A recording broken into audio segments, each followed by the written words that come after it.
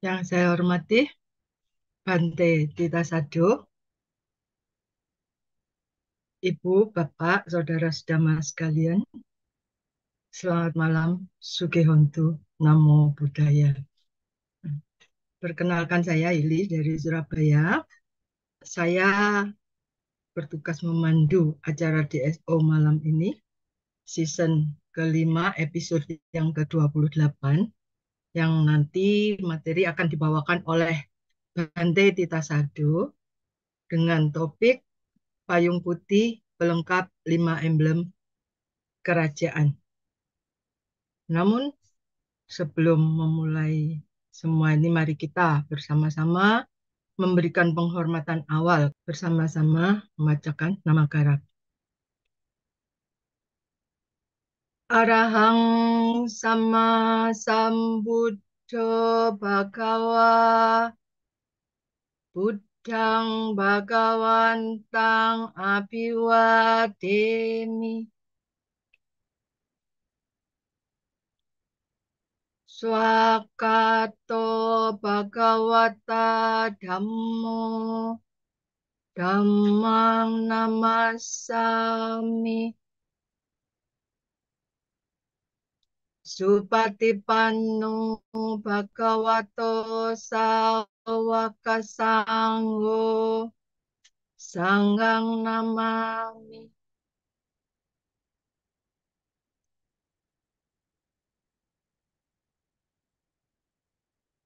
Selanjutnya, mari kita mengawali semua acara ini dengan mendengarkan pembacaan syair Dhammapada yang akan dibawakan oleh Miss Elmi. Silakan, Miss Elmi. Dhammapada Magga Waga Syair 175.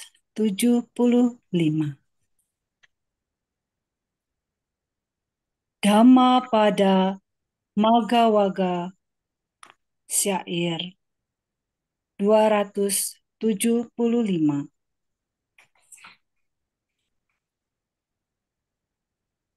Etan hitum he pati panya dukha santang garis sata akhato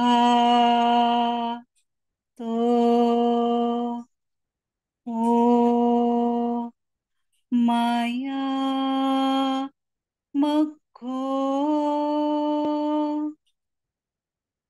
anya yasalakan tanang ti, yang artinya dengan mengikuti jalan ini engkau dapat mengakhiri penderitaan, dan jalan ini pula yang kutunjukkan setelah aku mengetahui bagaimana cara mencabut duri-duri kekotoran batin. Sadu, sadu, sadu. Terima kasih, Miss Elmi, atas pembacaan syair Dhammapadanya. Selanjutnya, untuk menuju ke materi, mari kita mengenal lebih jauh sosok Bante Tita Sado. Saya akan membacakan profil beliau. Profil narasumber, Biku Tita Sado. Penahbisan Biku Upasampada. Nama penahbisan Tita Sado. Tempat penahbisan Wihara Jakarta Dhammacakka Jaya, Jakarta Utara. Tanggal penahbisan 5 Februari 2021 pukul 16 lewat 10 menit 35 detik waktu Indonesia bagian Barat. Nama Upajaya Biku Sukemo Mahatera. Nama Kamawacacarya Biku Hemadamotera. Nama Anusawanacharya Biku Mahadhammajato Terang.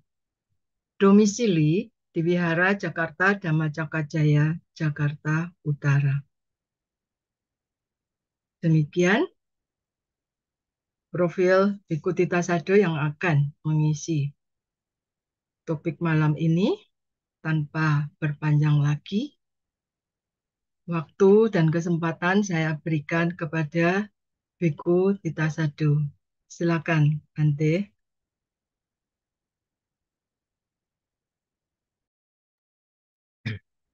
Namo tassa bhagavato arahato samma sambuddhassa. Namo tassa bhagavato arahato samma sambuddhassa.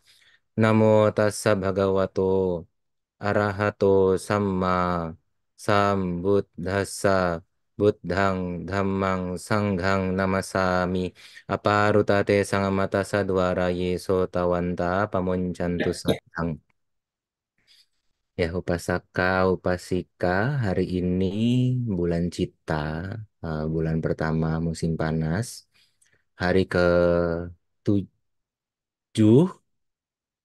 sisi terang bulan Cita. Besok berarti hari ke-8, ya, jika ada yang mau menjalankan uposatha sila, ya besok bisa mengambil uposatha sila bagi perumah tangga, begitu ya. Karena besok uposatha perumah tangga Adhami. Hari ke-8 bulan Cita, sisi terang Sukapaka. Ya, pada kesempatan kali ini akan membahas uh, uraian terkait yang disebut sebagai payung putih yang melengkapi 5 elemen atau emblem kerajaan. Ya, ini sebenarnya makna perumpamaan. Nah, maksudnya apa? Apakah yang dimaksud sebagai 5 emblem kerajaan, 5 elemen kerajaan, atau 5 tanda kebesaran seorang raja? Dikatakan bahwa ada 5 hal yang digunakan untuk penobatan seorang raja. Ya, dalam konteks ini berhubungan dengan tradisi, ya sebutlah Jambu Dipa saat dulu. Kurang paham apakah saat ini masih ada yang menggunakan 5 benda ini untuk coronation for a king, untuk penobatan seorang raja. Tetapi setidaknya dikatakan di dalam arta kata ada 5 emblem kerajaan. Yang pertama adalah Seta Chatha, payung putih. Ya mungkin payungnya seperti ini atau payung yang biasa digunakan susun 9, susun 7, ya memungkinkan juga. Tapi payung tanda kebesaran seorang raja. Unhisa atau Usnisa juga biasa disebut, yaitu mahkota raja. Atau ya kadang-kadang mengacu kepada, kalau kita mengertinya mahkota itu seperti yang dibuat dari logam, kadang-kadang di tempat tertentu ini mengacu seperti serban begitu, seperti turban. Walabijani. Walabijani ya sebenarnya arti harfiahnya kipas yang terbuat dari buntut. Tapi maksudnya di sini semacam cemeti atau semacam cambuk yang dibuat dari buntut yak. Binatang yang ada di, atau hewan sejenis, eh ya mungkin sejenis kerbau atau apa yang bulunya tebal begitu yang ada di Tibet begitu. Khakga ini bisa mungkin pedang atau ya belati, ya tanda pedang tanda kebesaran seorang raja. Lalu mani paduka. Paduka ya kalau diartikan itu sepatu berhak tinggi atau bersol tinggi. Ya mungkin maksudnya adalah seperti sepatu ini kan tinggi begitu kan, seperti bakiak begitu, tapi yang ini dibuat dari permata karena mani paduka. Ini 5 emblem kerajaan. Tapi ya pada saat ini bukan membahas tentang kebesaran raja dunia, tetapi melainkan Raja Dhamma, sang guru.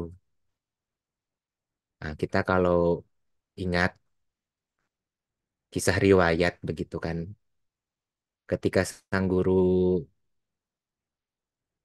atau pangeran Siddhartha lahir, sang bodhisatta lahir kan ada kejadian-kejadian yang luar biasa.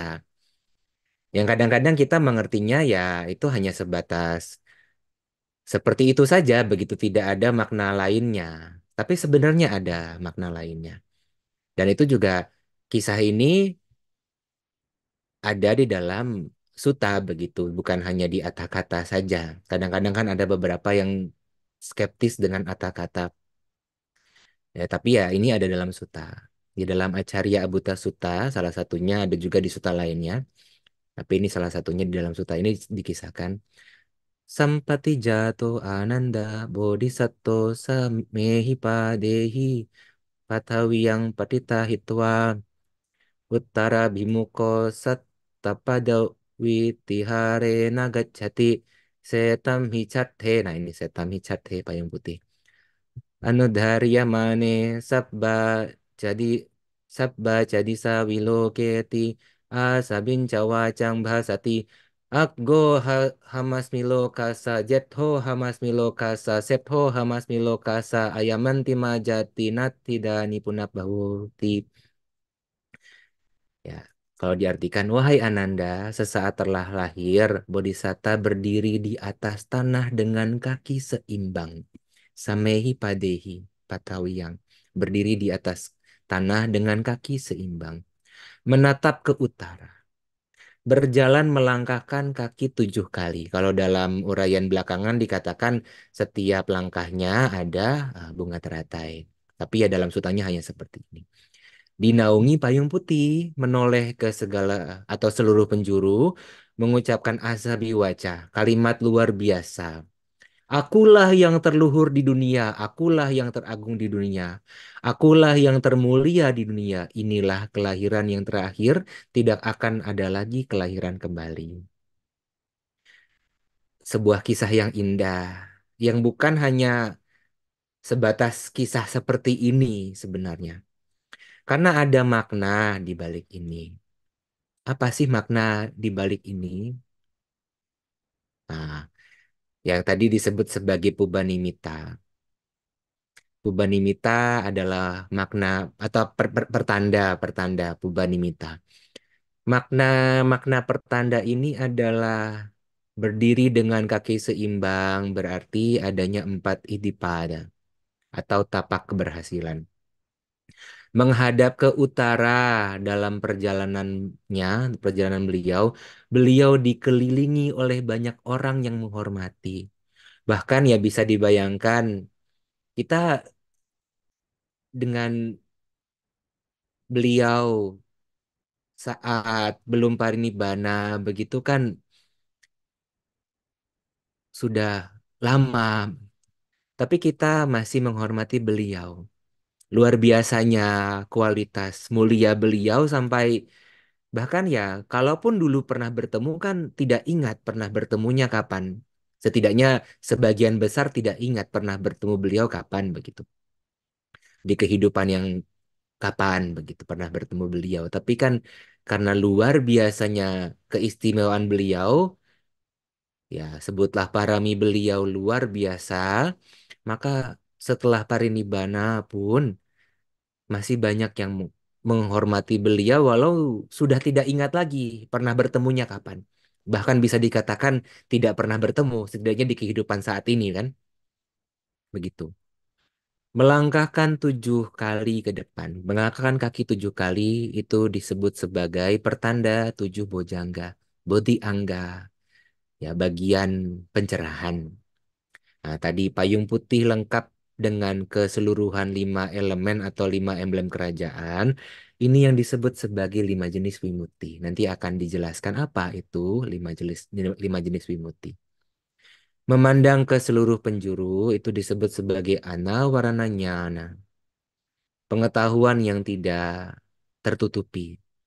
Sisi lain dari Sabbanyutanyana. Kalau yang disebut sebagai Sabbanyutanyana umumnya mengarah kepada beliau mengetahui segenap alam. Alam apakah alam kama wacara, rupa wacara, arupa wacara. Beliau mengetahui segenap alam. Anawarananyana berarti kemanapun beliau mengarahkan pengetahuan beliau, tidak ada yang bisa menghalangi, tidak ada yang bisa menutupi. Ya kadang kan ada pihak-pihak tertentu yang memiliki, yang konon memiliki keahlian, tetapi karena pihak yang ya istilahnya ingin dibaca itu punya kemampuan yang lebih tinggi daripadanya, bisa ditutupi oleh kemampuannya ini ya. Diumpamakan beliau itu tidak ada yang bisa menutupi anawarananya karena pengetahuannya itu luar biasa. Lalu berseru Ago Jetho Setho disebut sebagai Appatiwatiya Dhammacakkappawatana. Beliau itu mewartakan atau menggulir Cakradharma yang tidak bisa digulir balik. Tidak ada yang menandinginya. Maka dikatakan sebagai yang terluhur, yang teragung, yang tertua begitu. Ayamantima jati berarti artinya adalah anupadisesa nibbana dhatu parinibbana. Ya karena keseluruhan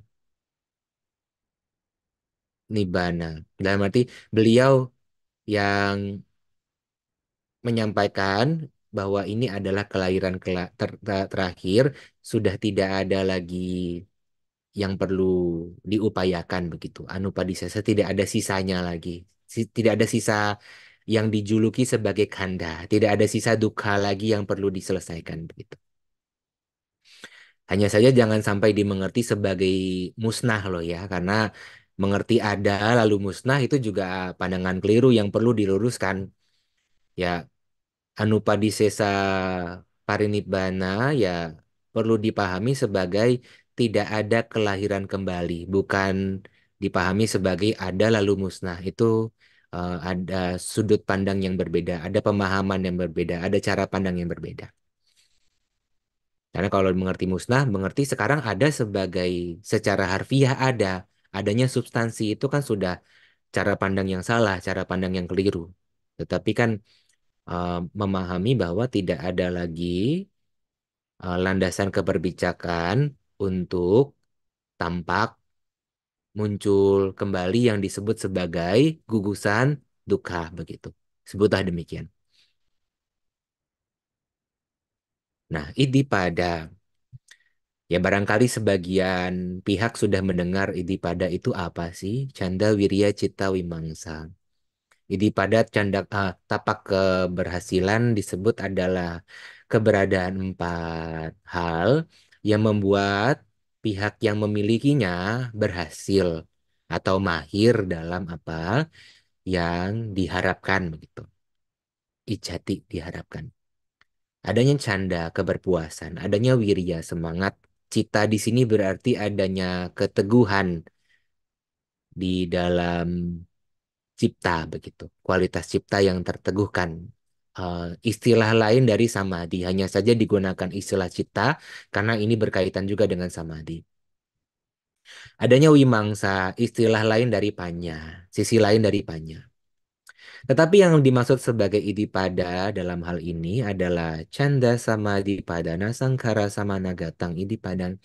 Maksudnya adalah tapak keberhasilan, yakni keberpuasan yang muncul bersama pembentuk-pembentuk samadhi padana adalah upaya penuh untuk samadhi. Sebutlah demikian. Jadi adanya keberpuasan di dalam samadhi, yaitu adalah sesuatu yang luar biasa sebenarnya. Dan demikian juga wirya, adanya wirya di dalam samadhi padana yang muncul bersama samadhi padana. Adanya cita yaitu keteguhan cita, adanya kekokohan kualitas cita di dalam yang muncul bersama samadhi padana begitu. Dan juga wimangsa dalam hal ini salah satu sisi dari kebijaksanaan yang secara spesifik disebut sebagai wimangsa adalah adanya penelusuran kembali, adanya penelaahan ulang yang bisa terus melangsungkan kebijaksanaan begitu. berupaya untuk memunculkan kebijaksanaan begitu Wimangsa. Menelusuri ulang kualitas-kualitas demikian. Ya canda, wirya, cita, dan wimangsa dalam sisi lain juga disebut sebagai adipati. Disebut sebagai adipati berarti seumpama Raja Cakrawati. Cakrawati adalah raja dunia. Yang sebenarnya ada banyak raja di dunia, tetapi yang disebut sebagai Cakrawati yang menggulirkan roda dunia begitu ya. Ketika ia berkuasa, raja-raja yang lain mengikuti. Demikian juga ketika Canda yang menjadi terdepan di sini, Wirya, Cita, dan Wimangsa mengikuti Canda. Diumpamakan seperti itu. Tetapi ya, keempat hal ini adalah saling berhubungan. Kalau kita memiliki keberpuasan dalam suatu hal, di sana ada wirya, di sana ada juga keteguhan, di sana ada juga eh, kebijaksanaan.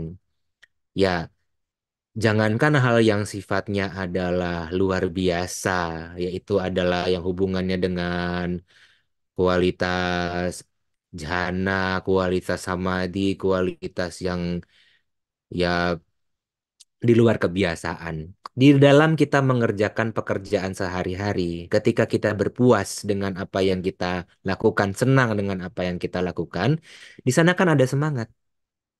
Tapi kalau di sana kita sudah mengedepankan semangat, yang keberpuasannya itu sudah tidak lagi relevan begitu.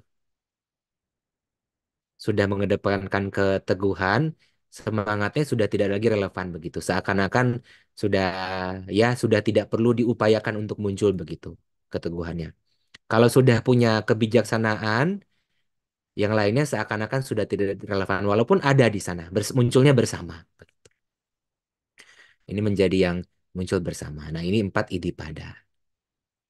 Disebut sebagai tapak keberhasilan. Lalu 7 bojangga. Sati sambojangga. Sati kadang-kadang diterjemahkan sebagai perhatian. Hanya saja sebenarnya yang lebih tepat, sati itu adalah eh, adanya ingat untuk menerapkan kebijaksanaan untuk bahasa mudahnya. Karena yang disebut sebagai satima, orang yang memiliki sati adalah mereka yang para mena satine pake nasamannagato cirakatam picara bahasitam pisarita anusarita, yakni adalah apapun yang dilakukan, apapun yang dikatakan, walau sudah lama, diingat dan terus diingat sebagai yang atau yang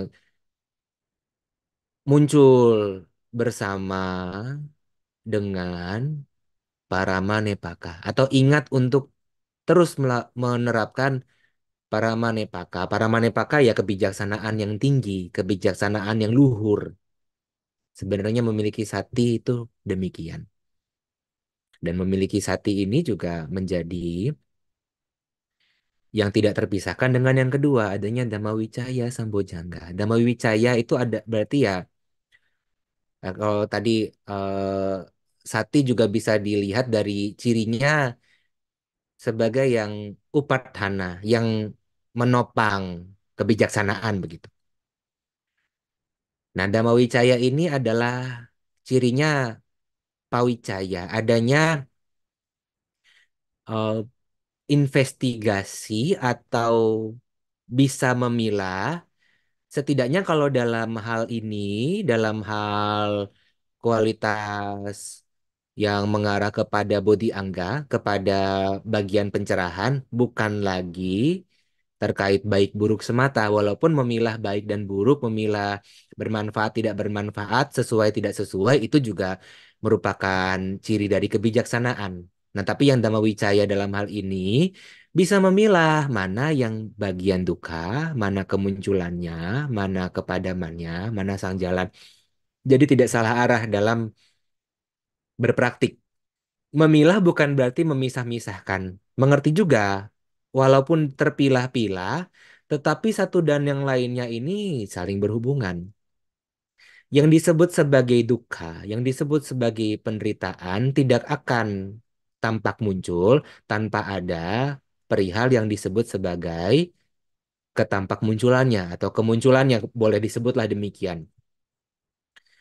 Demikian juga yang disebut sebagai niroda, yang disebut sebagai kepadaman, tidak akan tampak muncul tanpa bisa memahami jalannya, tanpa bisa mengembangkan jalannya. Tidak akan tiba-tiba duka padam tanpa mengembangkan sang jalan, tidak akan mungkin begitu. Jadi bisa memilah-milah, tapi bukan memisah-misahkan, tapi bisa memilah dan juga mengerti kesinambungannya atau ke interdependensinya begitu, ke bertautannya lah boleh ya. Ketampak munculan yang bertautnya begitu. Ada nama wicaya di sana.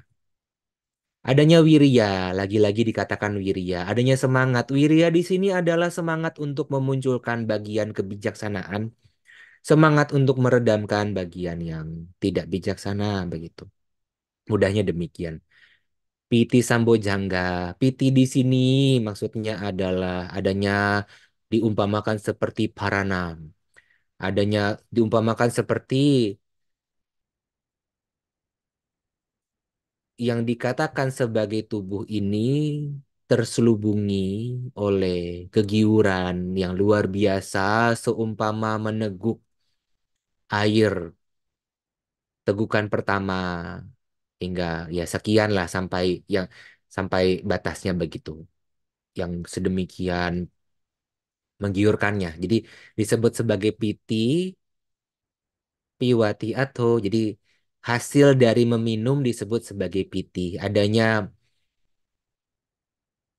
kegiuran sebagaimana kalau kita kehausan kita minum kan adanya kualitas yang tergiurkan luar biasa. Hanya saja ya piti di sini maksudnya adalah terlepaskan atau terpencil, lengang dari kesenangan indriawi dan ragam-ragam jenis noda batinia yang disebut sebagai rintangan batin. Pasadhi ini ya dikatakan sebagai yang disebut sebagai upasama. Upasama adalah meredam. Ya, atau ada yang mengatakan pasadi adalah sebutan lain dari sukacita yang tidak lagi disebut sebagai kegiuran. Sukacita batinia yang tidak lagi disebut sebagai kegiuran. Ya, sudah redam kegiurannya, tetapi tidak menderita. Begitu. Karena semakin terteguhkan dengan kualitas luhur. Nah, samadhi ya itu sudah samadhana, sudah terteguhkan, sudah tidak lagi yang tidak lagi wikepa, awikepa, tidak lagi terpencar-pencar, tidak lagi goyah, maka disebut sebagai samadhi. Sudah sedemikian terkokohkan dengan kualitas luhur. Nah, UPK kita harus bisa memahami yang dimaksud UPK di sini adalah UPK yang memiliki ciri patisangkana, adanya kebijaksanaan juga di sana. Adanya yang muncul dengan kebijaksanaan hingga tidak terbuai dengan yang disebut sebagai sukacita atau duka cita. Sudah tidak memihak lagi disebut UPK, maksudnya adalah UPK yang beserta dengan kebijaksanaan di sini. Karena kalau di dalam uraian yang disebut sebagai abidama, yang dikenal sebagai abidama, keberadaan yang dijuluki UPK juga tidak melulu identik dengan kualitas yang luhur. Kadang-kadang disebut sebagai UPK, tetapi bersama dengan loba mula cita. Nah, kalau yang UPK yang bersama dengan loba mula cita, ya jelas bukanlah yang luhur ya, tetapi UPK di sini adalah yang beserta dengan kebijaksanaan luhur begitu maksudnya. Nah, tadi adanya Idipada dan juga eh, Bojangga, 7 Bojangga, 4 Idipada dan 7 Bojangga adalah hal yang tidak terpisahkan dari total ada 37 Bodhipakkhia Dhamma. Boleh dikatakan, bolehlah dikatakan merupakan manifestasi yang dari sisi lainnya Jalan Arya berunsur 8. Jadi kalau yang mengatakan, loh, kalau begitu mencapai kesucian tidak harus berjalan di atas Arya Tanggika Maga, tidak benar. Tapi Arya Tanggika Maga itu bisa ditilik, bisa dilihat dari berbagai macam sisi. Yang kalau dilengkapkan satu dengan yang lainnya disebut sebagai Bodhipakkhia Dhamma. Bukanlah hal yang terpisah atau bukanlah hal yang dianggap sepenuhnya berbeda dari Arya Tangga Kika Maga begitu. Ada dari Jalan Mulia berunsur 8. Apakah itu Sata Bojangga, apakah itu adanya Idipada, bahkan ini ada Panca Indria, Panca Bala, bahkan Panca Indria dan Panca Bala unsurnya sama, tapi kok dikatakan terpisah. Ya nanti mungkin kapan-kapan kalau ada waktu yang cukup bisa membahas apa sih perbedaan dengan dari Indria dan Bala dalam satu sudut pandang dan apa persamaannya. Nah, atau juga terkait Satipatthana sama Padana, ya semuanya bukanlah hal yang bisa berbeda. Ya kalau mau diringkas, sebenarnya unsur sang jalan itu yang terdepan adanya 3, Wiriya Satipanya. Atau ya Atapi Sampajano Satima, itu begitu. Atau ya Padana, ya Wayama itu sama saja dengan Wirya. Adanya Wimangsa yaitu sama saja dengan Panya. Nah, UPK itu sama juga dengan Panya begitu. Nama Wicaya sama dengan Panya. Diti sama dengan Panya begitu. Ya itu ya sisi-sisi lainnya begitu, bagian-bagian lainnya.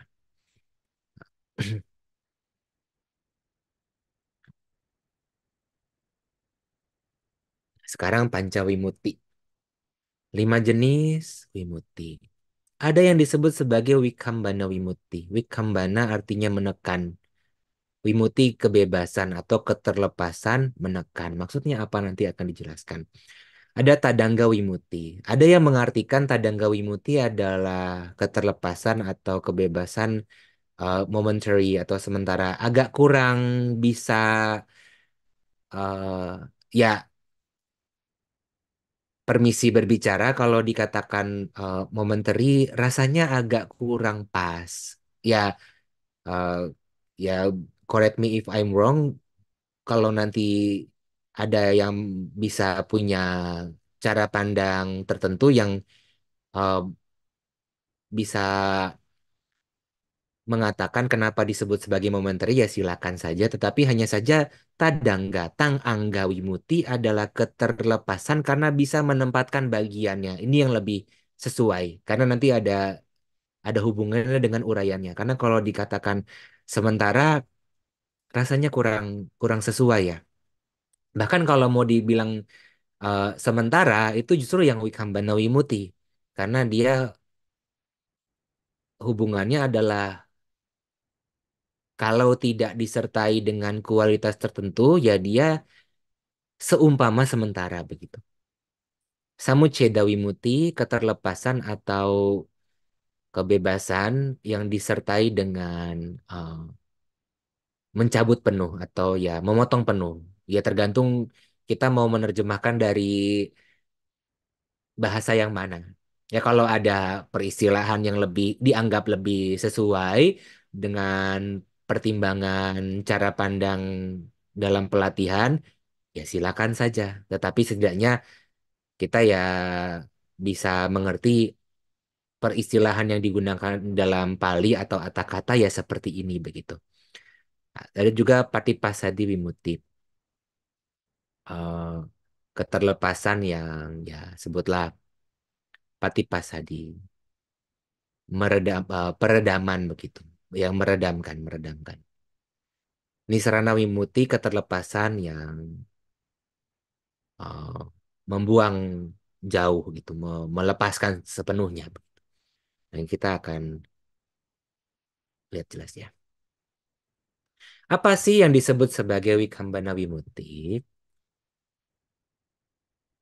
Tata arta sama patiyo sayang wikambitehi niwarana dihi wimut tata wikambana wimuti ti sangkang gacchati.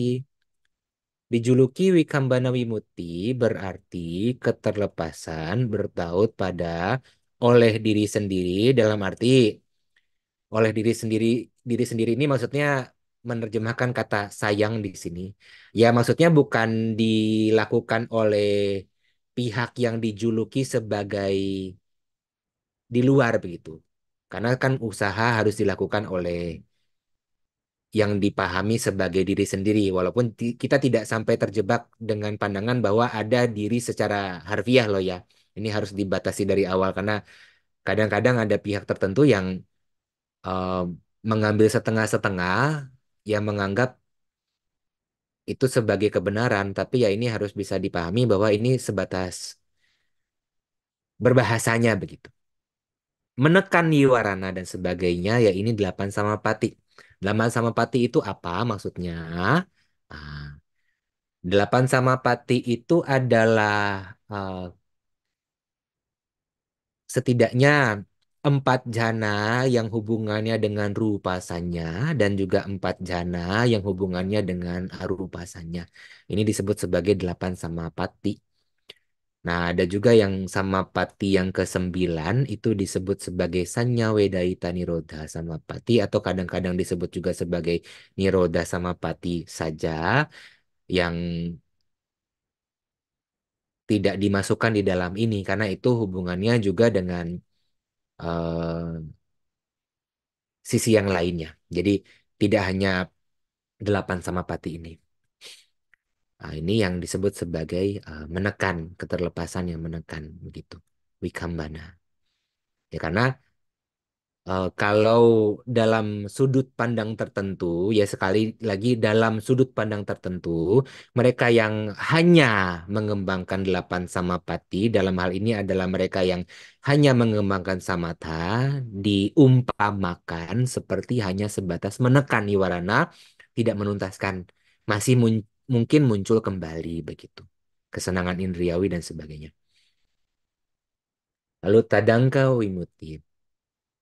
Tadangga wimuti anicca nupassana dika satta anupassana sayang tassa tassa paccani kanggawasena paricattahi nicca sanya dihi wimuttatta tadangka wimutti ti sangkhang gaccati. Nah, nah, kalau diterjemahkan seperti ini coba di mana yang disebut sebagai sementara coba. Dijuluki tadangka wimuti berarti keterlepasan bertaut pada sepenuhnya melepas nicasannya dan sebagainya yang berhubungan dengan melihat sisi kebalikannya, yakni oleh diri sendiri mengembangkan ketujuh anupasana yang dimulai dari anicca nupasana. Apa itu tujuh anupasana? Nah, anicca nupasana bisa melihat jelas menelusuri ketidakkekalan. Dukkha Nupassana bisa menelusuri yang disebut sebagai dukkha, sukar bertahan. Anatta Nupassana bisa menelusuri yang disebut sebagai bukan diri. Ciri bukan diri itu bisa dilihat jelas. Nibbida Nupassana ya bersebab bisa mengerti anicca dukkha anatta, bisa muncul keengganan dan keengganan itu pun juga bisa dilihat jelas. Itu juga bukan diri. Wiraga Nupassana bisa lepas dari renjana, lepas dari noda-noda. Itu pun juga bukan diri. Nirodhanupasana bisa melihat jelas yang disebut sebagai padamnya derita. Itu pun juga bukan diri. Patinisagganupasana bisa melihat jelas yang seakan-akan seumpama adanya penyangkalan noda-noda yang belum muncul sehingga tidak akan muncul. Nah, di sini bagaimana dikatakan sebagai sementara? Justru kan kalau ini bisa dipahami juga bahwa yang disebut sebagai tadangga wimuti adalah keberadaan menempatkan wipasana, nyana, wipasana, bawana. Kalau tadi wikambana, samata, bawana. Di mana sementaranya tadangga wimuti di sini? Jadi ya kalau kita kembali kepada Tipitaka dan Atthakatha, walaupun kadang-kadang masih punya cara pandang yang belum terlalu sesuai, masih perlu diluruskan. Tetapi kalau kita lihat uraian kata-kata, setidaknya tidak akan terjebak pada konstruksi pemikiran yang keliru. Walaupun ya kita juga harus bisa cermat lagi kalau ada uraian-uraian yang sepertinya harus dikaji ulang, ya dilihat di sumber primernya. Karena tidak ada lagi yang bisa kita jadikan pegangan kalau bukan pustaka suci. Siapa yang bisa kita andalkan selain Tipitaka, Atthakatha, Tika, Payojana. Karena ya para biku yang ada sekarang belum tentu bisa dipercaya sepenuhnya kan. Kalau kita bisa lihat lagi kalau uraiannya tidak sesuai dengan Tipitaka, ya bukan berarti kita menghakimi, setidaknya bisa disampaikan. Sepertinya kalau disampaikan seperti ini agak kurang sesuai dengan uraian ini di Tipitaka Bante begitu kan bisa disampaikan seperti itu tidak sampai menghakimi kita mengembangkan meta juga bahwa ya ada pihak yang menyampaikan cara pandang keliru itu kan bukan berarti ia mau menyesatkan pihak yang lainnya perlu diluruskan juga begitu dengan meta. Nah, samucceda wimutti cattaro Arya Magga sayang samuccinnehi kilesehi wimuttata samucceda wimutti tisangkang gacchati. Dijuluki dijuluki samucceda wimutti berarti keterlepasan bertaut pada oleh diri sendiri, memotong penuh kilesa-kilesa melalui keempat ini maksudnya melalui keempat Arya Magga. Kurang tulis di sini. Arya Magga di sini maksudnya adalah Sotapati Maga, Sakadagami Maga, Anagami Maga, dan Arahata Maga maksudnya begitu. Karena nanti hubungannya dengan yang ini. Cattari samanya phalani maganubhawena kilesanang patipasat dante upanatta. Patipasat diwimuttiti sangkang gacchati dijuluki atau disebut sebagai atau dihitung sebagai patipasat diwimutti berarti ketampak munculan dalam keredaman penuh dari kilesa-kilesa ya patipasadi berarti redam secara penuh. Ya, walaupun ada kata pati itu seperti ya ya secara penuh lah begitu. Ya ini keempat samanya phala melalui kekuatan maga. Maksudnya di sini adalah Arya Maga yaitu Sotapati Maga. uh, Arya Arya Pala lah. Sotapati Pala, Sakadagami Pala, Anagami Pala, Arahata Pala. Yang walaupun dipilah gitu, dipilah adanya Samuceda Wimuti dan Patipasadi Wimuti, tapi mereka yang sudah memahami yang namanya maga dan pala itu seumpama tidak bersela waktu, seakan-akan tanpa jeda begitu. Sebenarnya kan begini ya, setiap saat, setiap waktu itu kan kita tidak ada jedanya. Seperti pergantian hari, umpamakanlah pergantian hari. Sekarang kan mungkin tanggal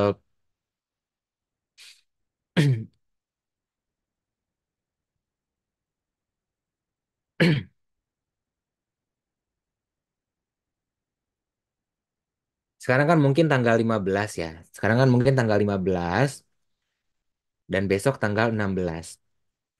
Nah, dari tanggal 15 ke tanggal 16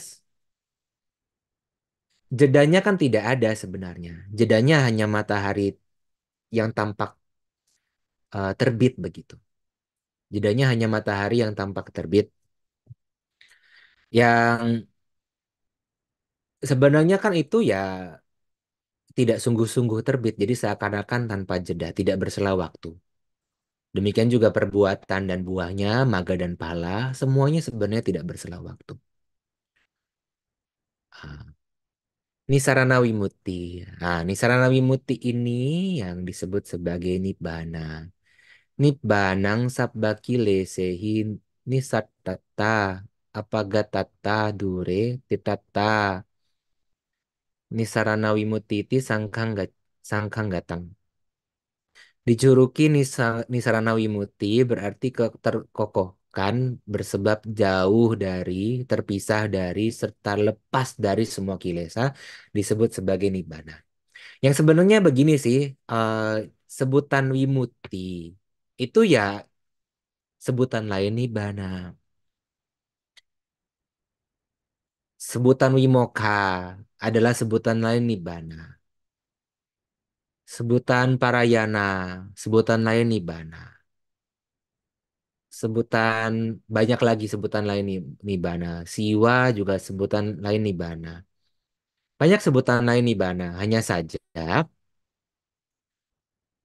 nibbana walaupun disebut sebagai asangkata, walaupun disebut sebagai yang dikatakan lepas dari sangkata dhamma, tetapi bisa dilihat dari berbagai macam kondisi. Bisa dilihat dari berbagai bukan kondisi ya, bisa dilihat dari berbagai macam sudut pandang. Yang kadang-kadang kita juga bisa melihat setidaknya terlepas dari noda batinia itu adalah rasa dari wimuti ini. Ya, sebagaimana kan dikatakan, seumpama samudra yang luas, maha samudra memiliki satu rasa, rasa asin. Demikian juga Dhamma Winaya ini memiliki satu rasa, rasa keterbebasan, rasa keterlepasan, rasa wimuti ini. Nah, itu yang bisa dilihat bahwa bahkan yang disebut sebagai wimuti, yang seakan-akan kalau bagi orang awam itu seperti jauh sekali, seperti asing sekali. Tapi kalau sudah dilihat, sebenarnya kan akan lebih jelas. Kalau kita bisa melihat jenis wimuti ini, jelas praktiknya akan mengarah ke arah mana. Harusnya kita bisa mengembangkan apa yang harus dikembangkan tuh jelas sekali. Jadi tidak sampai mengawang-awang, tidak sampai terjebak dengan uraian yang sifatnya filosofis. Karena ini uraian yang sifatnya praktis sebenarnya. Walaupun praktiknya itu tidak mudah, tidak tidak bisa dikatakan sebagai yang remeh, yang sepele begitu. Ya, demikian uraian terkait payung putih yang menjadi pelengkap 5 emblem kerajaan. Ya, selanjutnya dikembalikan kepada moderator. Ya, sekiranya ada perihal yang masih belum jelas, bisa ditanyakan. Kalau sudah jelas, ya, ya sudah selesai berarti ya. Sadu, terima kasih Bante atas uraiannya. Tapi mumet Bante. Saya- Iya, perlu waktu ya Bante untuk mempelajari secara keseluruhan. Hmm. Tentang ini Bante, tentang tadi Bante menyebutkan Samatha tuh masih kurang lengkap begitu ya Bante. Tidak cukup ya Bante kalau hanya Samatha saja begitu. Nah, sekarang pertanyaannya sesuai dengan idipada tadi. Idipada tadi kan tapak keberhasilan dalam samadhi gitu ya Bante. Nah, sehubungan dengan meditasi. Kalau samatha saja tidak cukup, tapi kan ada yang beranggapan Bante untuk eh, kita harus menguasai jana dulu baru bisa mencapai sotapanna begitu ya Bante. Nah, lalu untuk menguasai jana itu kan harus melalui samatha Bante. Berarti seseorang harus mahir sama tanya dulu, baru bisa masuk ke wipasana. Benar ya, Bante? Nah, Oh ya, jadi yang lebih tepat adalah harus adanya samadhi. Karena gini,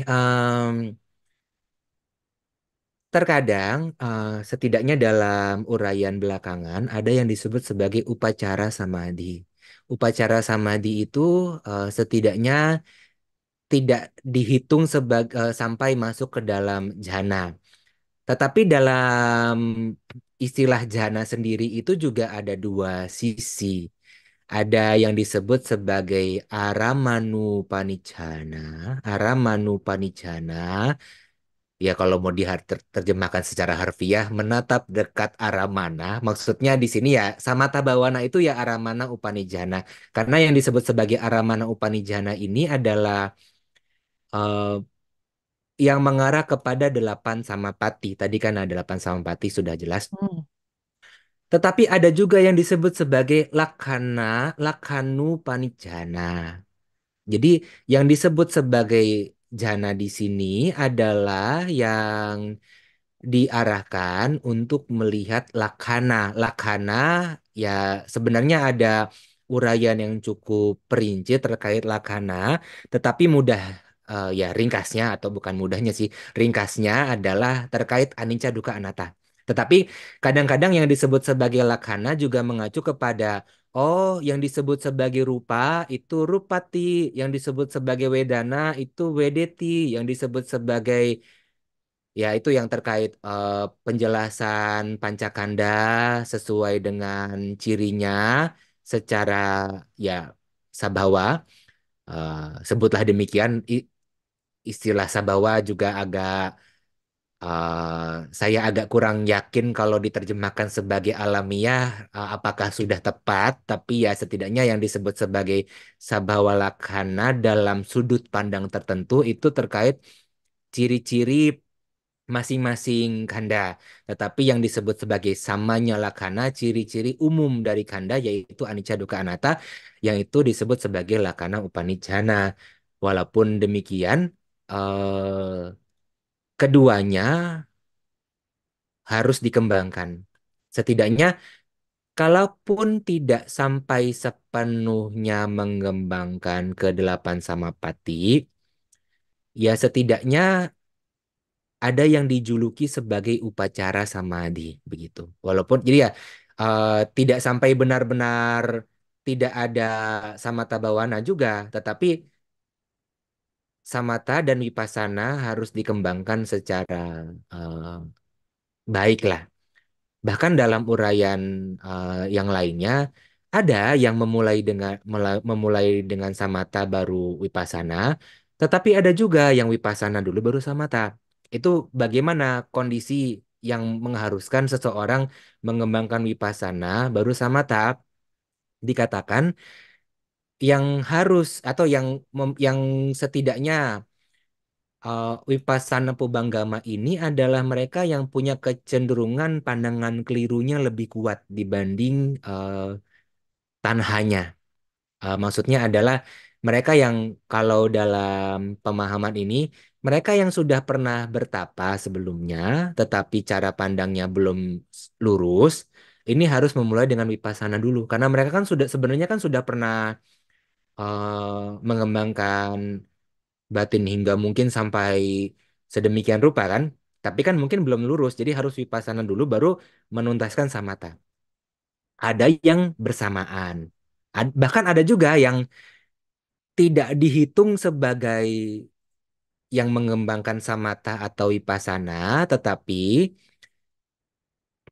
adanya dhamma udaca. Jadi yang kalau kita kenal sekarang sebagai munculnya sang wega begitu. Ketika ada peristiwa yang sedemikian luar biasa, mereka mengedepankan keterdesakan batinia, sehingga samatha dan vipassana itu seakan-akan muncul bersama. Jadi ya dikatakan sebagai dimulai dengan dhamma udaca begitu. Tapi akhir-akhirnya juga samatha dan vipassana. Jadi kalau tadi dikatakan samatha belum cukup, ya Wipasana juga belum cukup sebenarnya. Jadi samatha dan Wipasana sebenarnya harus keduanya harus dikembangkan. Kalaupun ada yang beranggapan harus ada sepenuhnya jana dalam konteksnya ini jana sampai atas samapati, ya belum tentu sampai ke seluruhan delapan samapati. Tapi setidaknya adanya eh, jana dalam konteks yaitu terkait apakah yang Aramana Upanijjana atau Lakana Upanijjana dan kalau dalam uraian belakangan setidaknya ada upacara samadhi begitu, ada samadhi di sana lah pokoknya. Ada setidaknya ada samadhi kalau walaupun itu tidak dihitung sebagai jana. Hanya saja begini sih. Kalau tadi dikatakan harus mengembangkan jana baru sotapana, ya tidak keliru. Memang sotapana setidaknya ya para suciwan akan ya setidaknya kalaupun ada yang dikatakan sebagai suka wipasaka, ada yang dikatakan sebagai wipasana kering, bukan berarti mereka tidak punya samadhi. Ya dalam secara awam kan samadhi ya jana juga, tetapi kan kadang-kadang karena itu kualitasnya tidak sampai ke delapan samapati ya tidak dihitung sebagai jana, walaupun ya tidak bisa dikatakan sebagai yang berbeda juga dengan jana, begitu itu kualitas yang luar biasa. Nah, tetapi jana pertama yang dikatakan sebagai terbaik, yang dikatakan sebagai eh, jana pertama, ya sebutlah boleh dikatakan jana pertama sungguhan, itu hanya bisa dikenyam atau bisa diraih oleh mereka yang minimal anagami sebenarnya. Kenapa?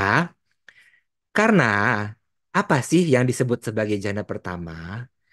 Wiwice wakamehi, wiwica aku salehi damehi. Telah lengang, telah jauh, telah terpencil dari kesenangan indriawi. Nah sekarang yang bukan anagami, terpencil dari kesenangan indriawinya itu berapa lama sih? Tetapi anagami kan sudah benar-benar terpencil jauh dari kesenangan indriawi, sudah sama sekali tidak ada potensi untuk muncul kesenangan indriawi.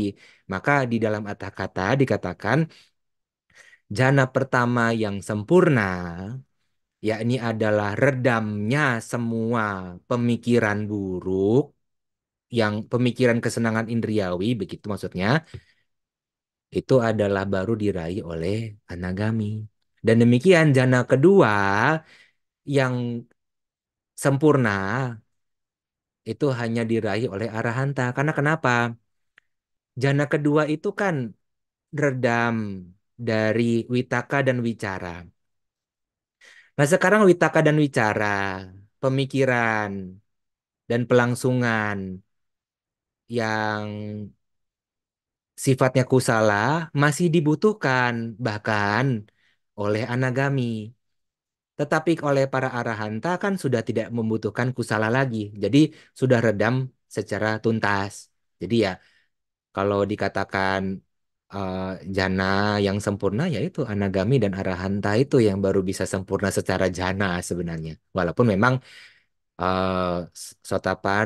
sotapana, sakadagami ya bisa dipahami sebagai yang kalaupun tidak dihitung sebagai jana, tetapi setidaknya memiliki samadhi yang kadang-kadang kalau dalam uraian belakangan disebut sebagai upacara samadhi. Ya begitu ya. Jadi ya kalau dikatakan samata belum cukup, wipasana saja juga belum cukup dalam konteks adalah apalagi kan dalam dalam pemahaman awam sekarang kadang-kadang terbiaskan wipasana dianggapnya hanya mengamati tidak paham yang diamati yang apanya gitu kan cuma hanya seakan-akan seperti bengong begitu ya itu bukan wipasana tetapi kalau bisa melihat jelas udaya baya dalam arti ya bisa melihat jelas oh tidak kekal tuh seperti ini tidak bisa melihat jelas dukkha itu seperti ini bisa pahamlah arahnya kemana apa yang diselidiki dengan jelas bisa menuntaskan apa yang harus dituntaskan dengan jelas ya mudahnya bicara bisa melihat eh, belenggu anggapan keliru itu manifestasinya bersebab apa setidaknya dalam arti apa yang dianggap sebagai diri apa yang dianggap sebagai milik diri menyelidiki langsung ke sana untuk menuntaskan tepat di sana itu adalah sisi lain dari wipasana. Contohnya begitu jadi samatha dan wipasana keduanya harus dikembangkan Walaupun memang eh, masing-masing memiliki cara praktik yang dominannya kemana itu ya masing-masing memang memiliki kualitas yang berbeda-beda ya. Tapi ya keduanya harus dikembangkan. Iya, Bante. Terima kasih. Vipassana tuh biasanya kan harus mendalami tentang anicca dukkha anatta gitu ya, Bante. Nah, tadi Bante katakan bahwa jana pertama itu hanya bisa dicapai oleh tingkat kesucian anagami gitu, Bante.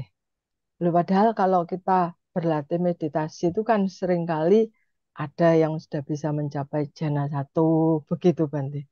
Berarti mohon mohon penjelasan, Bante. Ya bukan berarti itu sepenuhnya salah, hanya saja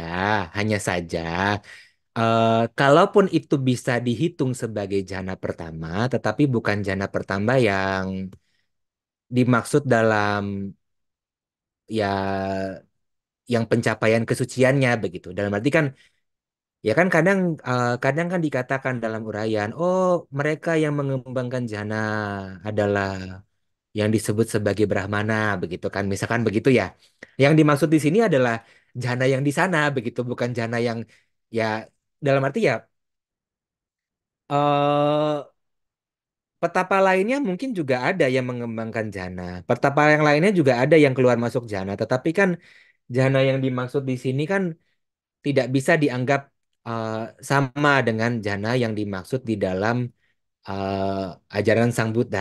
Karena kan ya kita eh, jangan sampai overclaim pengalaman yang kita alami, walaupun juga jangan underestimate ya, underestimate juga tidak bisa tidak baik, tetapi overclaim, oh ya saya sudah sampai jana pertama. Kalaupun memang bisa dihitung sebagai jana pertama, karena memang saat itu lepas dari kesenangan indriawi, muncul piti suka yang luar biasa, ya tidak masalah. Ya boleh ya bisa eh, di ya sebutlah bahasa awamnya di dipahami sebagai jana begitu. Ya dinikmati ya boleh juga. Tapi jangan sampai berhenti di sana, ditelaah lagi. Adanya wimangsa begitu kan. Wimangsa kan artinya dikaji ulang. Kira-kira jana pertama ini, apakah jana pertama yang dimaksud oleh sang guru? Jangan terbuai dengan kegiuran yang luar biasa, walaupun itu bisa dihitung sebagai jana, walaupun itu munculnya dari hal-hal yang luhur. Ya bagaimanapun juga kan pengalaman meditasi itu kan luar biasa sekali. Jangankan jana, bisa duduk sampai lama, mungkin bagi mereka yang ya sudah pernah ikut retret, 3 hari pertama mungkin babak belur begitu kan, sampai lecet-lecet, sampai lelah begitu. Rasanya entah ini bingung mau gimana begitu, rasanya ingin pulang tapi gengsi, tapi bagaimana, tapi begitu. Tapi sudah melewati 3 hari kok rasanya tiba-tiba langsung tenang, enteng. Oh ya, iya juga ya rasanya tidak mau lepas dari meditasi. Jangan sampai ini terbuai dengan kualitas yang sedemikian luar biasa ya. Karena ya dikedepankan lah, jangan terlalu cepat menilai bahwa ini adalah pencapaian tertinggi begitu. Kalau kita lihat lagi ya suta-suta begitu. Banyak di Sangyutta Nikaya, banyak di suta-suta ketika awal-awal Sang Buddha mencapai tingkatan kesucian. Yang sering digambarkan Sang Buddha bertemu dengan Mara atau Putri Mara atau apapun lah manifestasi dari Mara. Kita bisa ya istilah bahasa Inggrisnya eh, read between the lines gitu. Dia bisa bisa melihat kembali. Kalau kita lihat dari makna perumpamaan kan mungkin juga itu adalah kualitas pacawekana atau kualitas wimangsa dari sang guru menelaah ulang kira-kira benar nggak saya ini benar-benar sudah bisa disebut sebagai Buddha atau jangan-jangan saya overclaim. Jadi kan bisa melihat ulang. Oh ya, memang benar ini adalah kualitas luhur begitu.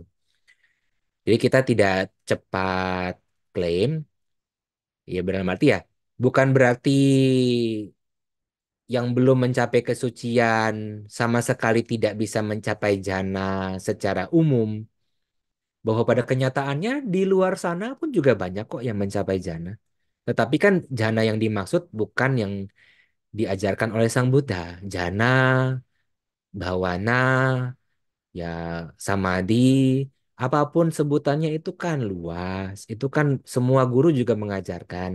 Tetapi yang dikatakan, istilahnya ya beginilah, yang tulenan begitu, yang tulen, yang benar-benar bisa dihitung sebagai jana sungguhan, yaitu jana pertama setidaknya yang dialami oleh anagami begitu. Walaupun di bawah itu juga mungkin saja bisa mencapai jana. Atau bentuk lainnya beginilah, kebahagiaan. Kita semua kan pernah merasa bahagia begitu kan ya. Kita hidup sebagai manusia ini kan ya berbahagia karena setidaknya kita terbebas dari alam penderitaan. Tapi kan kebahagiaan di alam manusia masih kalah dengan kebahagiaan di alam-alam surgawi. Kebahagiaan di alam-alam surgawi masih kalah dengan kebahagiaan di alam Brahma rupa gitu. Kebahagiaan di alam Brahma rupa masih kalah dengan kebahagiaan di alam arupa Brahma. Tapi semua kebahagiaan itu kan bukan dikatakan tidak dikatakan sebagai kebahagiaan sesungguhnya. Kebahagiaan sesungguhnya itu yang disebut sebagai nibbana. Sebutlah demikian. Jadi ya, itu juga sisi lainnya bahwa jana pertama ya semua mungkin bisa mengatakan sudah tiba tiba pada jana pertama. Tetapi apakah jana pertamanya itu yang dimaksud di dalam unsur sang jalan begitu? Sebutlah demikian. Karena kan yang disebut sebagai sang jalan tidak hanya terkait dengan sang jalan untuk menuju kesucian, tetapi ya jalan kesucian itu sendiri. Dan kalaupun memang bisa disebut sebagai jana, apakah ini bisa dimengerti sebagai benar-benar kusala jana? Jangan-jangan disebut sebagai akusala jana. Dan berarti kan kegiuran luar biasa. Bisa jadi bukannya karena terlepas dari kesenangan indriawi, tetapi justru malah karena sedemikian terpuaskannya kesenangan indriawi, sehingga sampai mengalami sensasi yang dipahami sebagai kegiuran. Jadi maksudnya begitu ya, bahwa eh, tadi dikatakan jana pertama pada anagami itu bukan berarti sama sekali tidak ada jana di luar pencapaian anagami ke atas, tetapi yang kalau itu jana yang dialami oleh yang bukan anagami, bukan arahanta, ya bisa dipastikan ya itu ya hanya sebatas jana yang ya masih kurang stabil lah, kurang mapan begitu. Bolehlah sebutnya kurang mapan begitu ya. Iya, baik. Terima kasih, Bante. Berarti teori teori itu penting banget ya, Bante. Lalu kalau begitu kita perlu melakukan samadhi dengan basis teori ini, Bante. Ya memang kan pelatihan dhamma itu ya sebutlah teori atau ya sebutlah pariyati. Karena kalau teori kan kesannya kalau dengar kata teori gitu kan kesannya omong kosong. Tapi kan sebenarnya pariyati ini bukan sebatas omong kosong. Ini adalah hal yang memang bisa dibuktikan, bisa dialami oleh masing-masing pribadi. Karena ini sumbernya dari ya orang suci, bukan dari pikiran-pikiran, bukan dari angan-angan, bukan dari mikir-mikir sendiri. Karena gini, eh, pentingnya pariyati, sebutlah ya izin menggunakan istilah pariyati karena itu ya secara sebutlah secara filosofis dan secara peristilahan yang sejauh ini agak kurang ya sulit untuk mendapatkan padanannya yang secara spesifik eh, mewakili begitu. Karena pariyati itu ya Tipitaka, pariyati itu ya Buddha Wacana, dan dari sisi lainnya pariyati berarti pariya punati. Pariya punati berarti menghimpun pengetahuan. Kan bukan sebatas teori, menghimpun pengetahuan itu ya dalam arti kita menghimpun pengetahuan yang memang itu dijadikan pegangan. Karena kalau kita tidak ada landasan pariyati, pegangannya mau kemana? Mau cari-cari sendiri ya silakan aja, tapi mau sampai kapan cari-cari sendirinya? Ya silakan.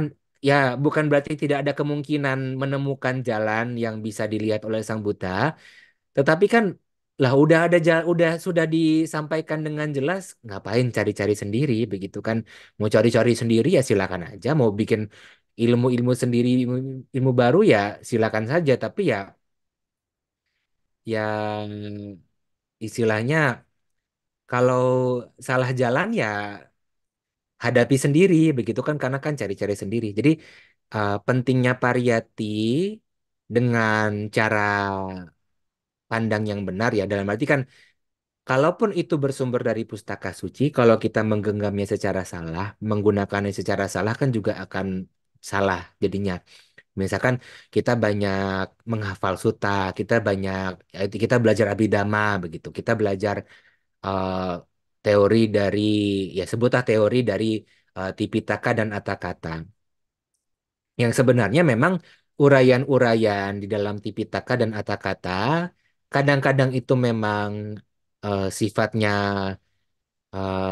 sangat lugas, tetapi kadang-kadang itu sifatnya kontekstual juga. Ada beberapa hal yang memang sifatnya kontekstual. Kita harus bisa melihat ini yang mana yang sifatnya kontekstual, yang mana yang sifatnya itu adalah uraian langsung yang disampaikan secara lugas. Nah, kalau ini tidak bisa dicermati dengan baik, ya kadang-kadang ini yang dikatakan sebagai menggenggam ular dari buntutnya begitu. Jadi kayak seperti ya tadi kan pariyati artinya menghimpun, seperti menghimpun ular berbisa. Tetapi kalau mereka yang menggunakan ini untuk menyeberang, menggunakan ini untuk berlatih, atau untuk mengajak sama-sama kita berlatih yuk gitu kan akan terbuka juga kalaupun ada hal yang pihak lain yang menyampaikan sepertinya mungkin ini akan lebih pas kalau dikatakan seperti ini karena landasannya adalah ini landasannya juga bersumber dari Tipitaka juga dari Atthakatha juga dari Pustaka Suci juga bukan dari asal-asal sendiri bukan dari mikir-mikir sendiri karena kan kalau kita mikir-mikir sendiri ya potensi salahnya kan lebih besar dibanding kita setelah mendengar atau membaca Tipitaka dan Atthakatha atau kadang-kadang juga pakai tika atau uraian-uraian yang lainnya untuk memperjelas, kita renungkan kembali, oh begini maksudnya.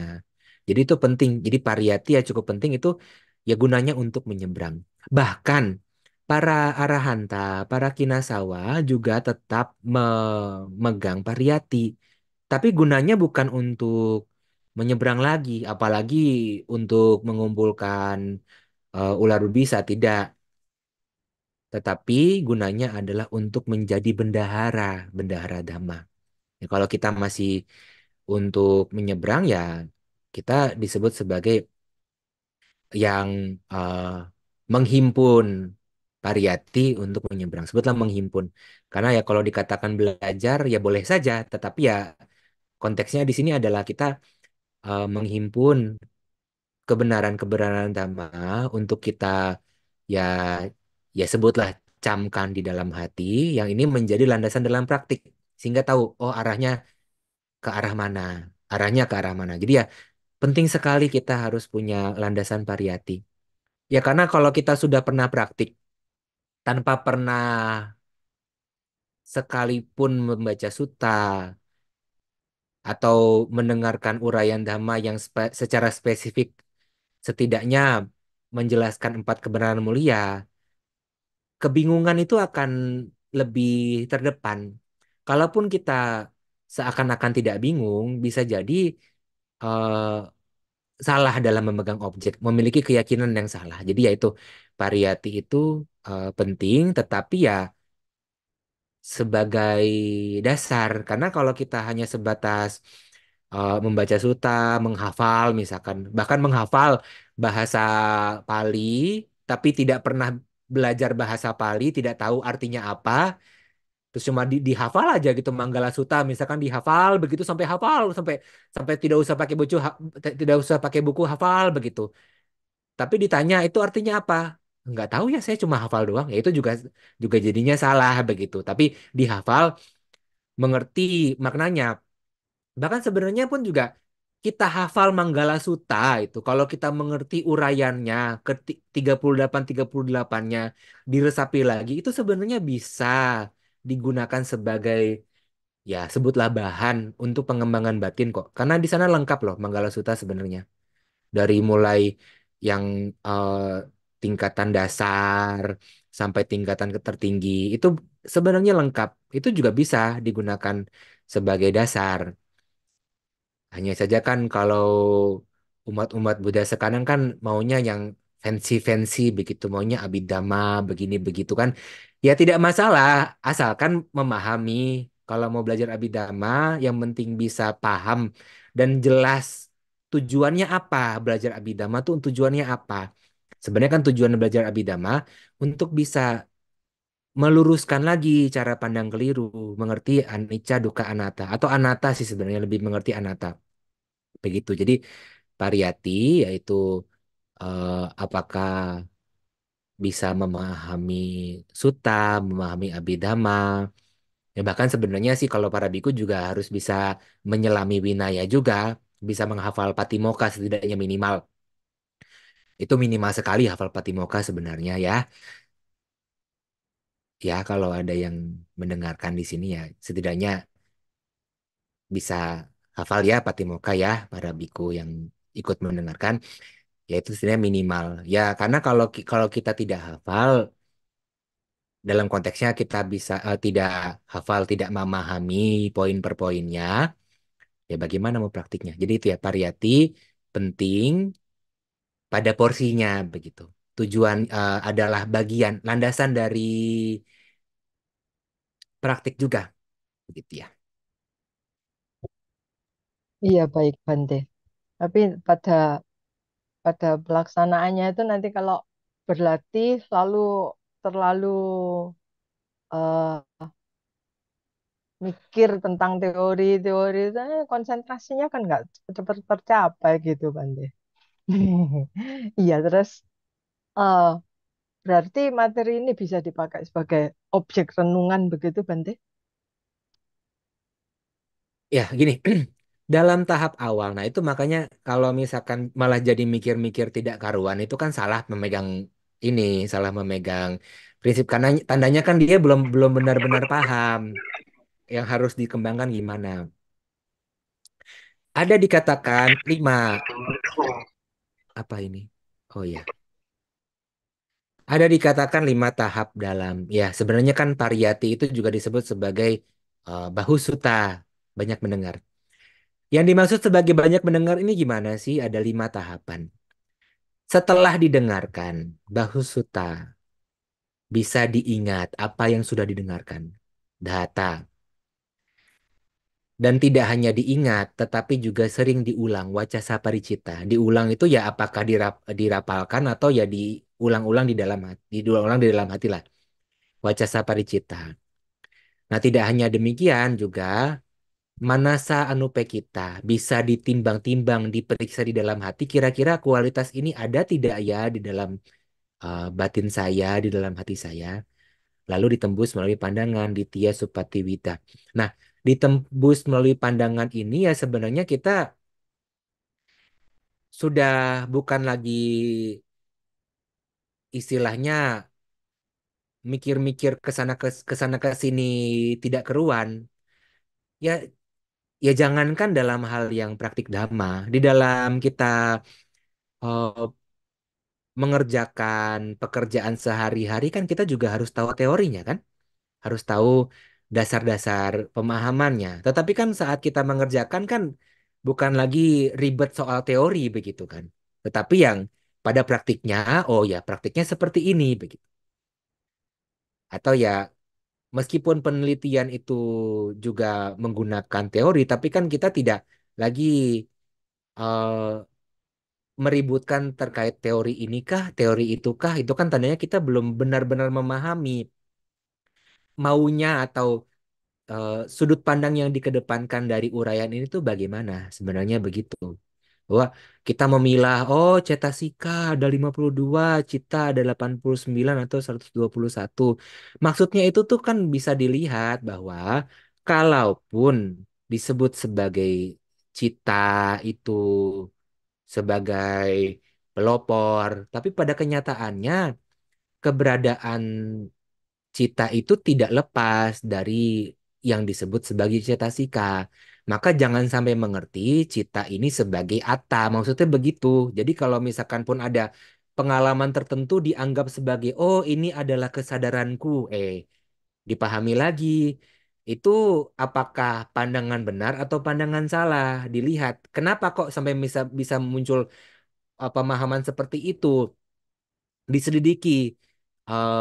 Ya diselidiki dalam arti bukan bukan di bukan jadi overthinking ya itu jangan terjebak dalam penyelidikan berarti harus overthinking tidak tapi dilihat jelas kira-kira manifestasi apa atau fenomena seperti apa yang dicengkram secara keliru dianggap sebagai diri atau milik diri yang itu memang eh, perlu upaya bertahap ya. Nah, itu memang dalam tahapan awal bisa direnungkan, diselami, diulang kembali, dikira-kira apa ya ini uraian seperti ini tuh maksudnya bagaimana ya? Karena kan kadang-kadang juga uraian dhamma itu ada juga perumpamaan. Itu juga membantu juga sih. Diumpamakan rupa itu seperti bui. Bui itu seperti apa ya? Kita bisa renungkan, bisa bayangkan kan karena sebagaimana orang yang masih melekat dengan gambaran, kan akan lebih mudah untuk memunculkan gambarannya kan gambaran buih itu seperti apa.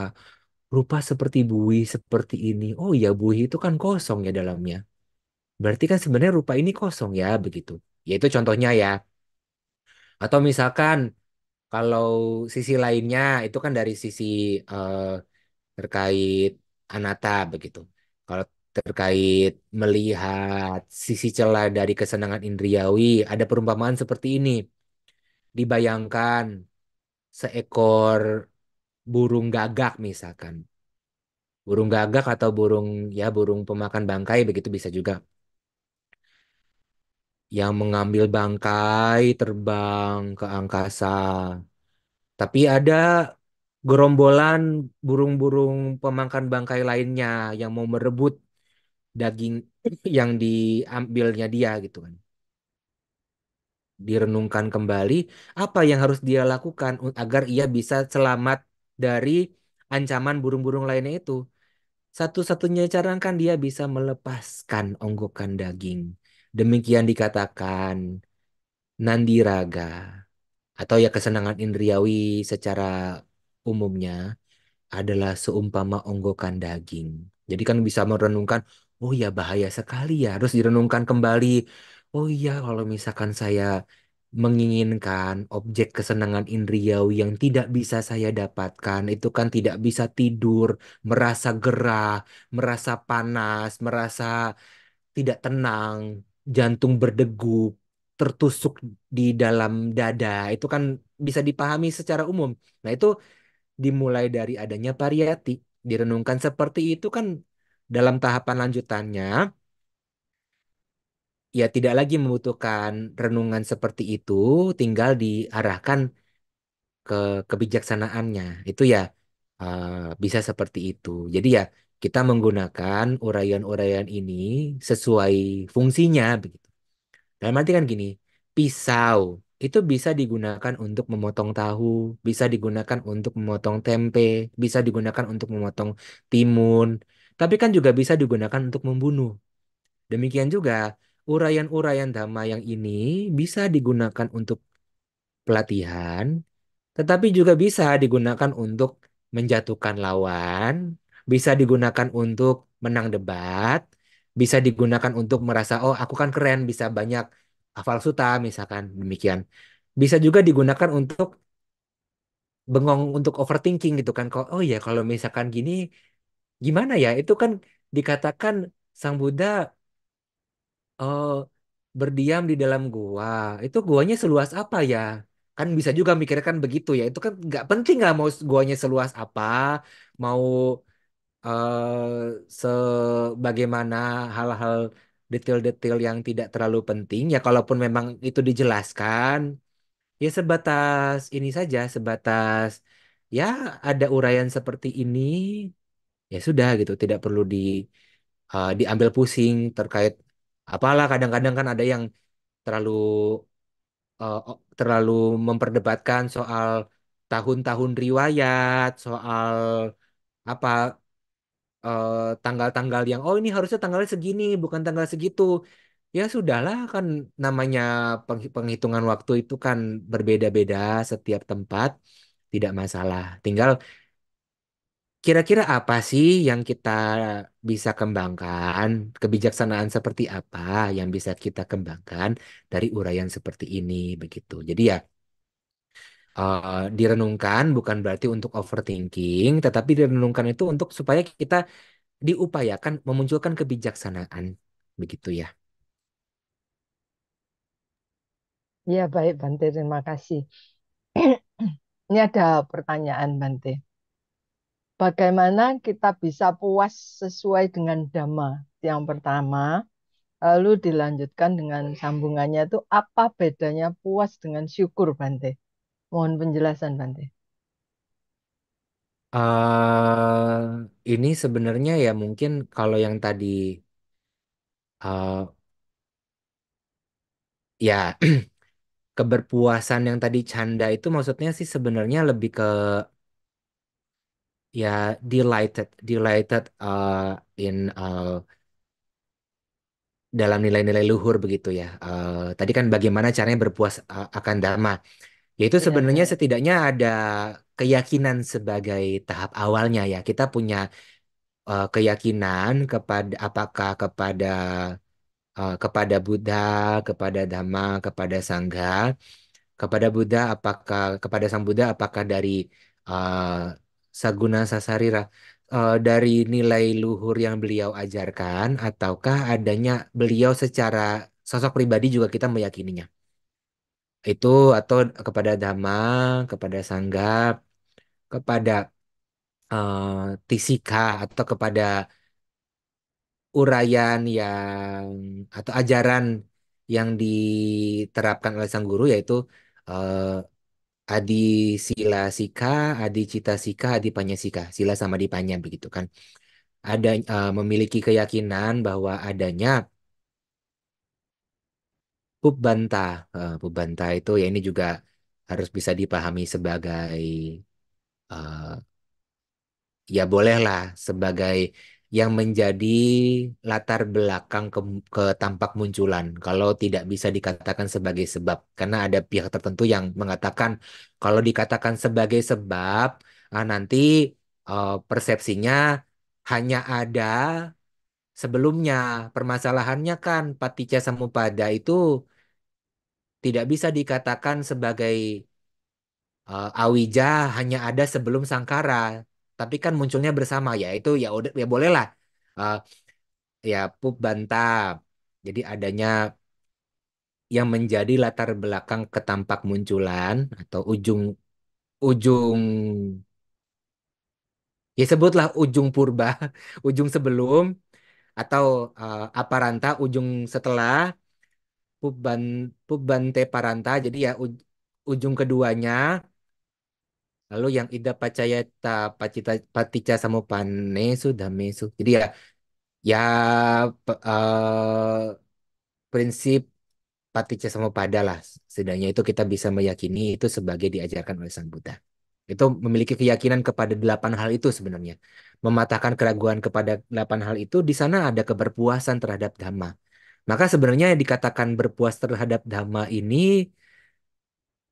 bukan hal yang mudah juga sebenarnya, karena kan kita bisa memiliki keyakinan kepada Buddha, kepada Sang Buddha secara sosoknya mungkin.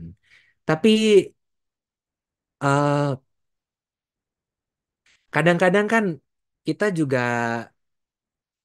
walaupun tidak dikatakan sebagai ragu-ragu, tetapi dengan kita memiliki cara pandang yang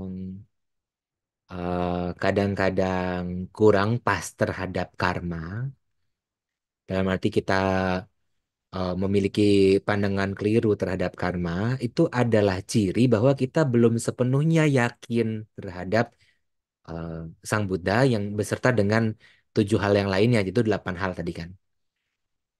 Yang kadang-kadang kan kita terjebak dengan cara pandang ekstrim, menganggap karma seperti takdir begitu kan, itu kan juga berarti kan tandanya kan kita terjebak dengan cara pandang ekstrim, ya bisa dikatakan kan kita belum punya sadda yang benar. Jadi kan bagaimana dikatakan berpuas terhadap dhamma, dan karena tidak ada sadda yang benar, tidak berpuas terhadap dhamma, ketika kita mengalami hal yang tidak menyenangkan, kita akan kecewa, menganggap bahwa sudah banyak melakukan karma baik kok masih menghadapi kesialan. Nah, itu kan berarti kan cara pandangnya belum belum lurus. Mengerti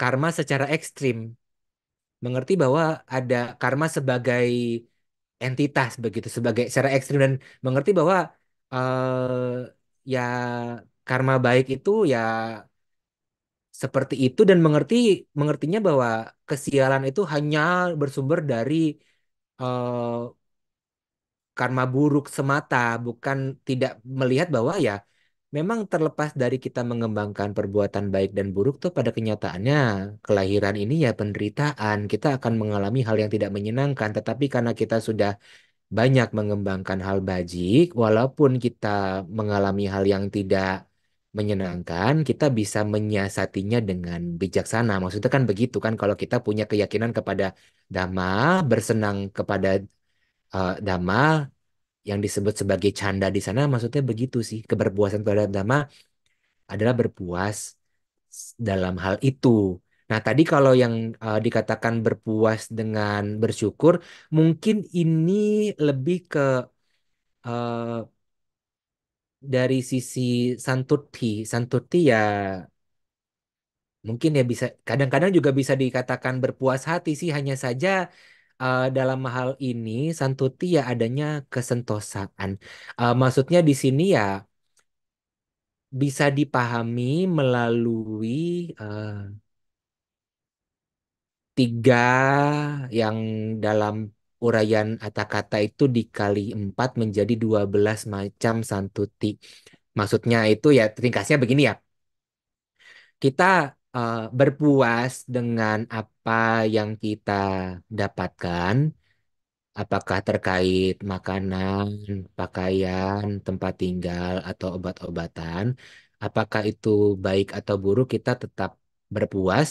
Berpuasnya di sini dalam arti kita akan menggunakannya tepat guna, dan walaupun itu juga akan terlepas, kita juga tetap tidak melekat. Maksudnya santuti begitu. Kalau bersyukur kan ya kita seakan-akan kita bersyukur kepada ada pihak lain yang memberikan. Tapi kan kalau berpuas kita akan, oh ya kita akan menjaga ini dengan baik, ya talaba santuti. Jadi kita bisa berpuas dengan apa yang kita miliki, dan eh, dengan pemahaman bahwa oh ya nanti juga kalau misalkan ini akan pergi ya tetap berpuas, tetap tidak sampai merasa kehilangan, tidak sampai menggenggam sedemikian rupa. Dan juga ada juga selain yata laba santuti ada juga yata bala santuti. Maksudnya begini, kalau kita memiliki jubah yang dari dalam ini sih contohnya memang eh, terkait biku ya, karena memang kata-kata kan disusun oleh ya biku. Kalau memiliki jubah yang ringan, kita melihat ada biku lain yang punya jubah yang berat dan dia sedang sakit. Nah, kita akan menggantikan jubah kita untuknya. Itu disebut sebagai yata bala santuti. Kita mempertimbangkan kekuatan dia itu akan lebih baik kalau punya pakai jubah ringan ini. Atau yata sarupa santuti.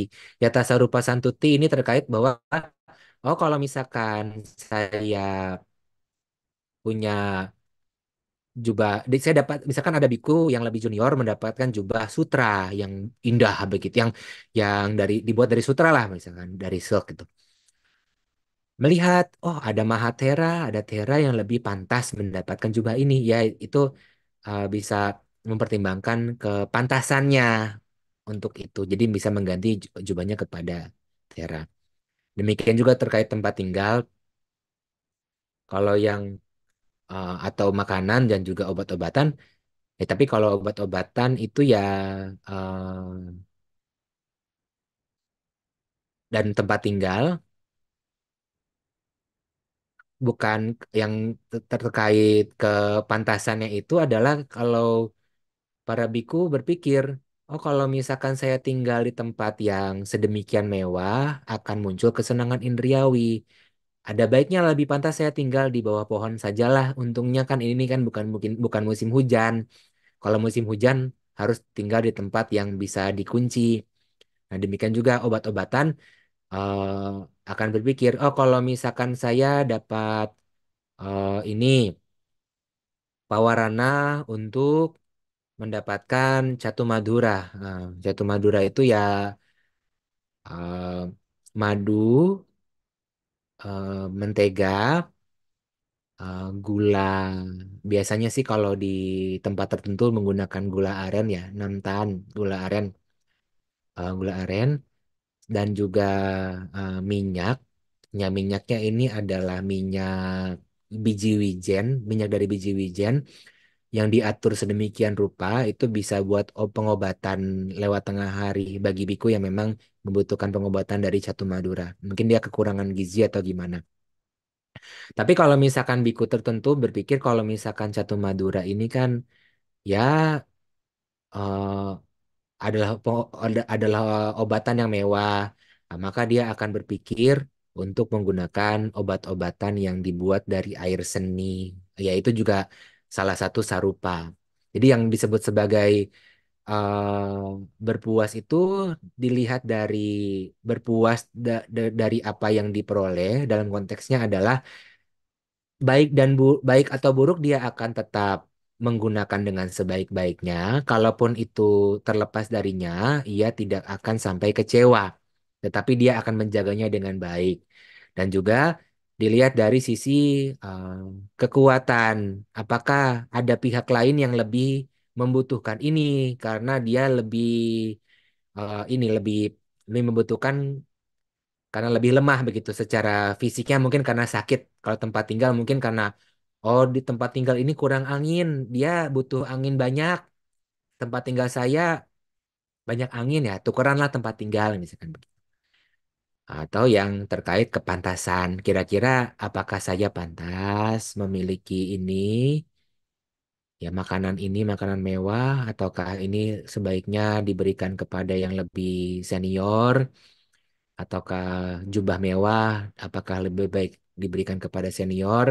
Tempat tinggal ini, oh kalau tempat tinggal ini lebih mudah untuk muncul kesenangan indriawi, tempat tinggal yang lebih sederhana, lebih bisa meredam kesenangan indriawi itu lebih pantas. Karena kan para biku tujuannya bukan untuk bermewah-mewah, bahwa memang menghargai pemberian rumah tangga. Tapi kan menghargai pemberian rumah tangga itu bukan jadi semacam pesuruh rumah tangga. Jadi ya apa aja dipakai begitu kan tidak demikian. Tapi kan ditimbang-timbang kira-kira ini sesuai nggak nih? Ya kalau rumah tangganya kasih eh, topi bundar begitu kan nggak cocok dipakai oleh seorang biku misalkan. Lalu juga obat-obatan kira-kira obat-obatan ini benar-benar saya butuhkan atau saya ada obat-obatan yang lainnya yang lebih sederhana. Demikian juga sih terkait ada misalkan mendapatkan makanan yang sama Nah, seorang biku yang berpuas akan memilih porsi yang lebih kecil misalkan. Misalkan kadang-kadang kan ada umat yang menandakan makanan yang sama, minuman yang sama, lalu ada yang satu lebih besar piringnya, satu lebih kecil. Nah, itu dia akan memilih yang lebih kecil karena untuk supaya ya ini ini sudah cukup dibanding yang banyak-banyak. Begitu jadi berpuas ya berbeda dengan bersyukur. Kalau tapi yang mendekati bersyukur ya berpuas dalam sisi ini yang uh, santuti atau santosa, bersentosa begitu. Tapi ya kalau canda tadi ya sebenarnya dari sisi yang lainnya ya, maksudnya adalah canda di sini adalah bisa punya apa ya kalau dalam bahasa Inggrisnya delighted gitu, delighted ya atau passionate gitu begitu. Tapi ya dalam konteks yang baik ya.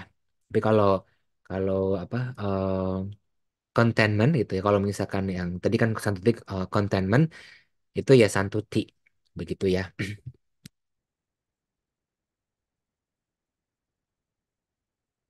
Iya, baik. Terima kasih Bante atas penjelasannya.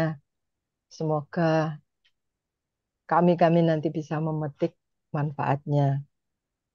Karena waktunya sudah mendekati pukul 9 waktu Indonesia bagian Barat nih Bante. Teman-teman yang di timur sudah malah mau pukul 10. Tolong Bante berkenan memberikan closing statement berkenaan dengan materi ini tadi. Silakan Bante. Ya, ya dalam kita berpraktik dhamma ya sebagaimana yang kita sebagaimana yang telah disampaikan ya setidaknya ada yang disebut sebagai jalan, ada yang disebut sebagai buahnya.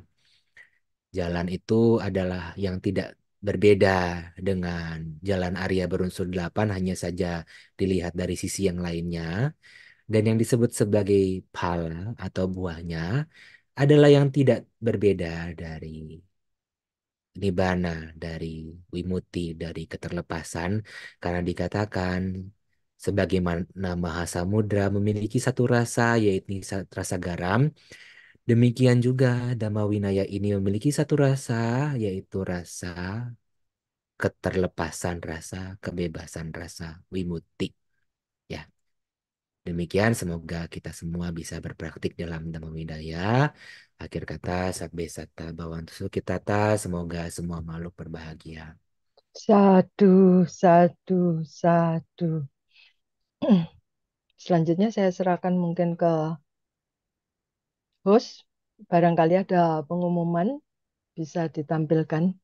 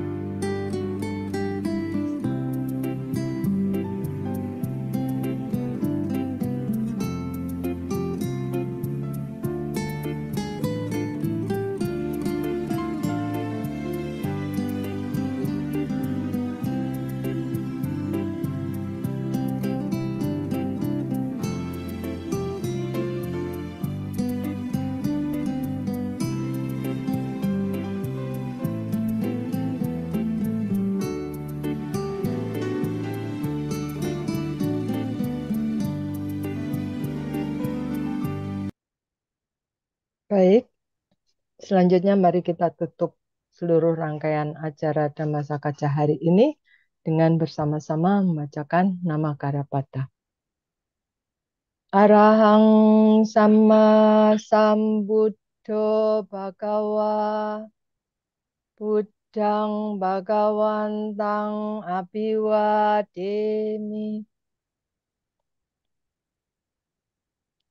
Swakato Bhagawata Dhammo Dhammang Namasami Supatipanno bhagavato sawakasangho sanghang namami.